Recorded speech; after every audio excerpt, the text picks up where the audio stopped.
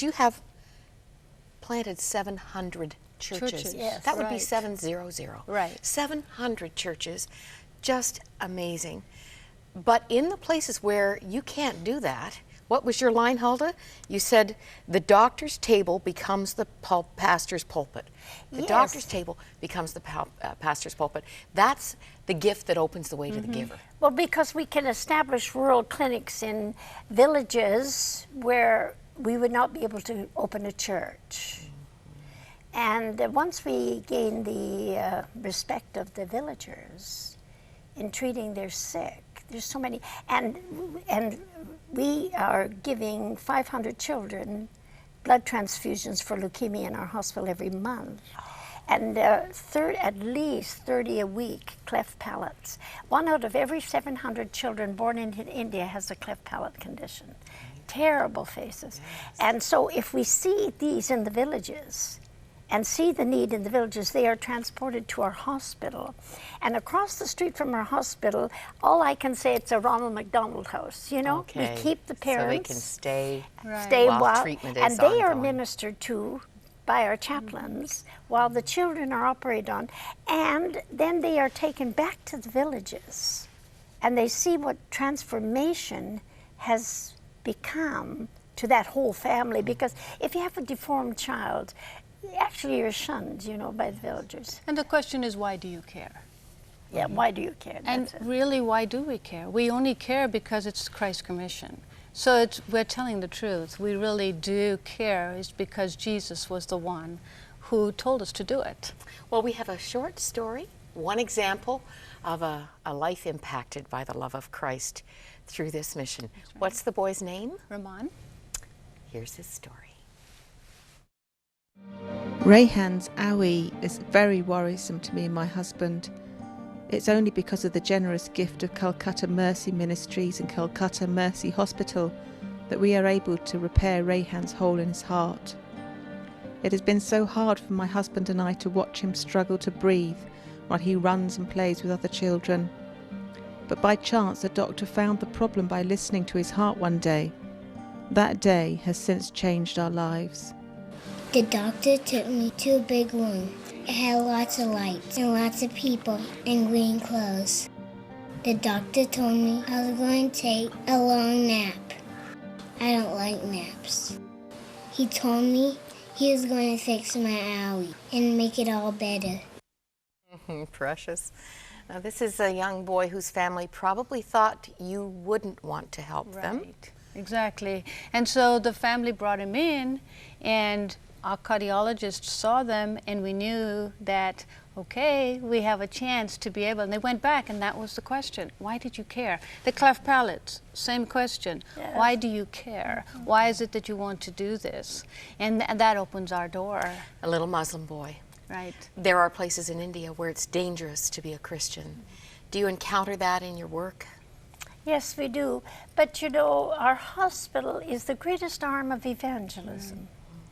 Because they see that we care enough to give them free medical attention.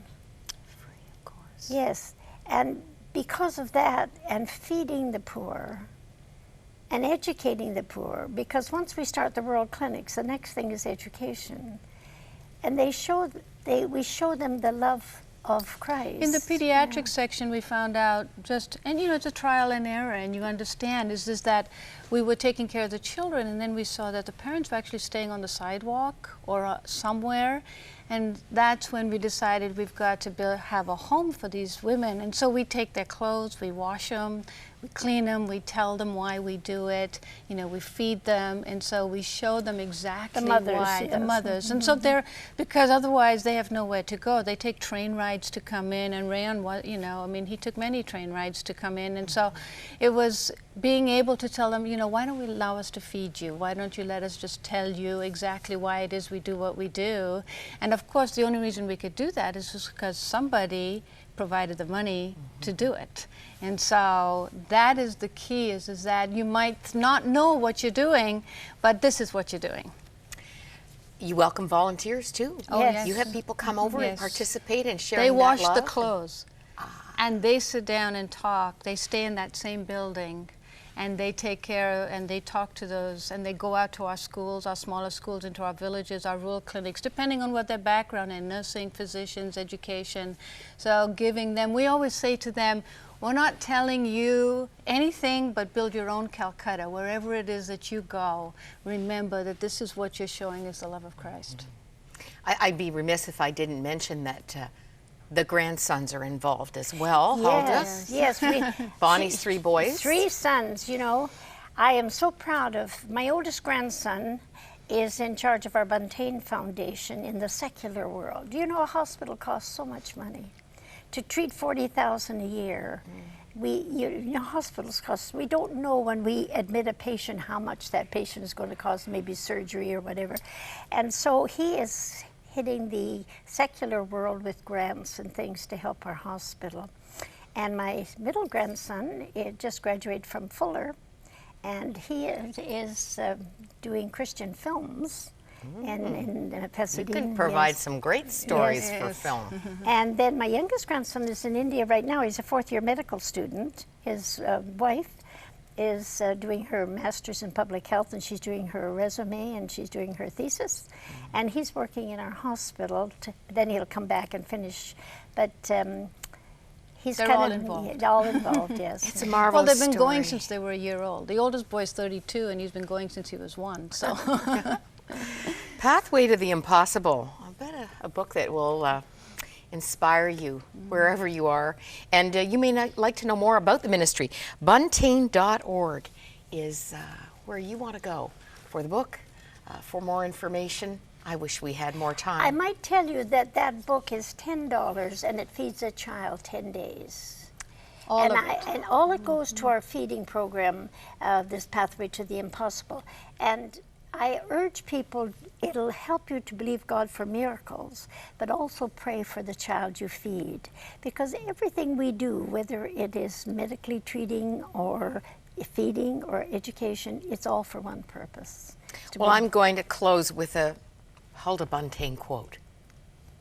Doing doesn't count unless loving motivates it.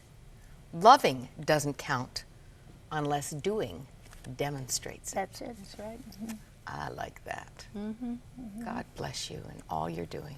Well, thank you. Thank you. Thank you. Be sure to visit us next time you're back. Yes. And don't you go away. We'll be back.